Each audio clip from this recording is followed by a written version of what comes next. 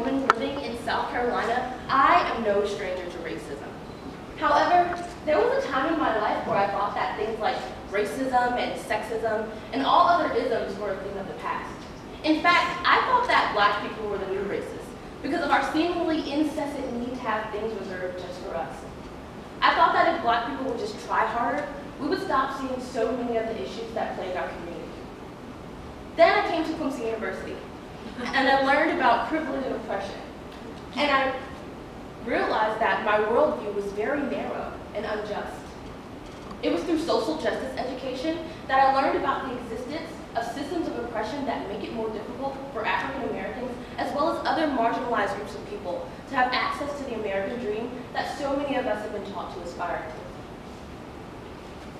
I believe that requiring students to participate in mandatory, comprehensive social justice education courses gives our communities a foundation for greater positive change.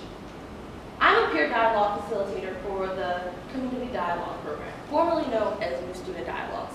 In this position, I have the opportunity to sit down with freshmen and transfer students to talk about things like race and gender and ethnicity and socioeconomic class and sexual orientation, etc., while introducing key social justice concepts. I've been studying social justice issues for about 4 years now, and I like to consider myself an amateur social justice educator. I'm overjoyed that I have the opportunity to speak with you today about such an important topic. Over the next few minutes, we will cover what social justice education is, why social justice education is needed on our college campuses, and the potential of our university if we were to implement mandatory, comprehensive social justice education courses. First, let's talk about why social justice education is needed. My number one reason for advocating for social justice education is the simple fact that social justice issues like racism and sexism still affect us in 2015. On June 17, 2015, a young white man entered Mother Emanuel AME Church and murdered 9 African American churchgoers. U.S. Attorney General Loretta Lynch was quoted by a CNN report in late July of this year saying, "Mother Emanuel was his destination because it was a historically African American church of significance to the people of Charleston, to South Carolina, and to the nation." Now, this may seem like an isolated occurrence, but this event, coupled with the fact that the U.S. Census Bureau study of poverty rates in 2013 found that 88.4% of people living in poverty in the United States are people of color, show another part to this story. Our country has a systemic race problem. Sexism is still a problem as well. A survey commissioned by the Association of American Universities in 2015 found that 27.2% of female college seniors reported experiencing some kind of unwanted sexual contact, from unwanted touching to rape, before the end of their college careers. That's 1 in 4 female college seniors. And that sounds a lot like oppression to me. But these are only a few examples of a couple identities that are unfairly disadvantaged and prove that social justice issues still affect our society today.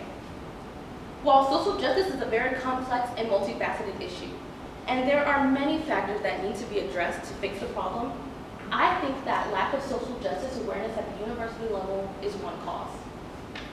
Universities have the unique responsibility of educating all students on social justice issues, but unfortunately, oftentimes they fall short. Social justice can be defined as promoting a just society, challenging injustices, and valuing diversity. People are not to be discriminated against, nor their welfare and well-being compromised or prejudiced on the basis of their social identities. And this definition is offered by Matthew Robinson, a professor at Avila State University's Department of Government and Justice Studies. This definition is similar to a line from Clemson University's mission statement. This line reads, "The university is also committed to the personal growth of the individual and promotes an environment of good decision-making, healthy and ethical lifestyles, and tolerance and respect for others." I offer these two statements comparatively to show that if it is Clemson's mission to produce students who engage in respect and tolerance for others, comprehensive education in social justice is one way to achieve that. Now that we've discussed the roles of colleges and universities in addressing social justice issues, I want to highlight the potential of universities that implement mandatory, comprehensive social justice education courses. It is my belief that all universities should require mandatory general education courses that focus on social justice issues and awareness. Social justice education at the university level exposes its participants to issues concerning racism, sexism, classism, ableism, and other paradigms that affect marginalized groups of people.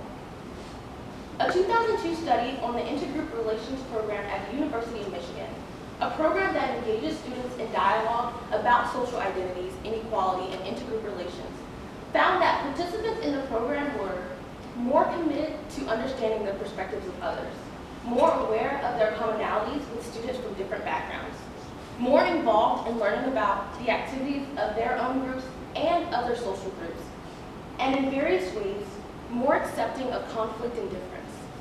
In my experience, social justice education encourages me, as well as the many students that I engage with as a community dialogue facilitator, to ask ourselves the question, why? Why do so many women experience sexual assault on college campuses? Why are 88.4% of the people living below the poverty line in the United States people of color? Why did he enter that church and murder those 9 African American people? The answers to these questions almost always show patterns of socialization that have included ideals related to privilege and oppression. And that's where the learning can begin. As I reach my conclusion, I'd like to reiterate that I recognize the vast complexities involved in addressing the systems of disadvantage that allow inequality to exist. However, I hope this presentation has helped to show how universities can play a role in addressing inequalities by implementing mandatory, comprehensive social justice education courses.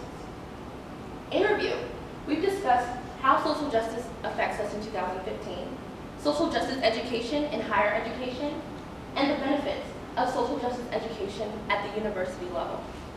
As future leaders, we owe it to people in the United States living below the poverty line, to the 1 in 4 women who will experience sexual assault on our college campuses, and to the families and the victims of the Charleston 9 massacre, to value social justice education so that we can continue to dismantle the systems of oppression that allow these inequalities to occur. Oftentimes, people dismiss social justice education because they think it's about political correctness, but it is so much more than that. It's about safety. It's about access. It's about empowerment. When I came to Clemson University, I realized that my worldview was very narrow and unjust. And thanks to social justice education, I know better now. But every day, I am committed to learning more about how to become a better global citizen. And I ask that you take that commitment with me. Thank you.